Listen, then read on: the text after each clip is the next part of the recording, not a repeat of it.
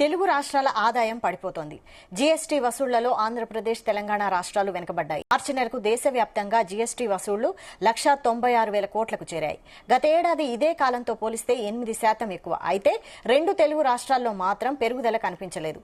మార్చి నెలలో ఏపీ నుంచి 4,033 కోట్లు రాగా తెలంగాణ నుంచి 5,401 కోట్లు వసూలయ్యాయి.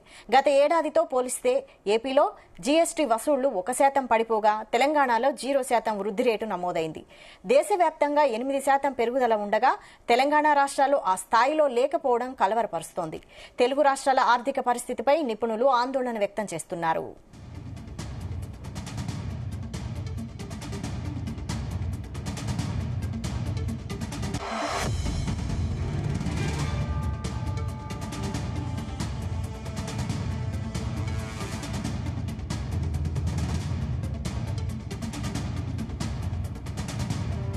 తెలుగు రాష్ట్రాల ఆదాయం పడిపోతోంది. జీఎస్టీ వసూళ్లలో ఆంధ్రప్రదేశ్, తెలంగాణ రాష్ట్రాలు వెనుకబడ్డాయి.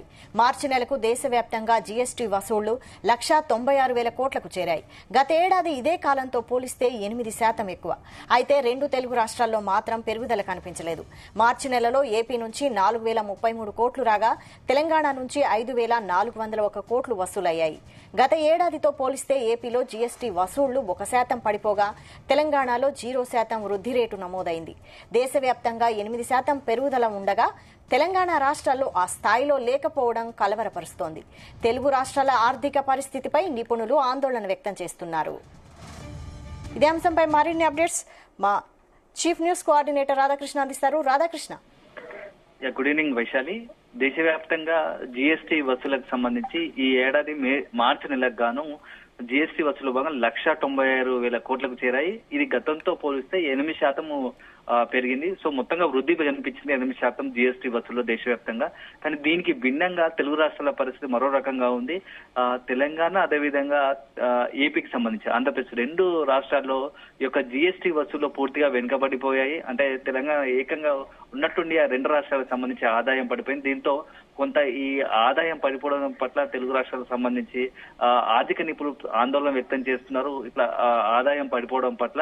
అయితే గతంలో దాదాపుగా 8% సంబంధించి దేశవ్యాప్తంగా వృద్ధి ఉంటే జీఎస్టీ వసూల్లో, వేరే తెలంగాణకు వచ్చేసరికి మాత్రం అది పూర్తిగా పడిపోయింది. అదేవిధంగా ఏపీ కూడా అదే పరిస్థితి ఉంది. సో ఇప్పుడున్న నేపథ్యంలో జీఎస్టీ వసూళ్లు పడిపోవడం, అదేవిధంగా ఆదాయం తగ్గడం పైన రకరకాల చర్చలు జరుగుతా ఉన్నాయి.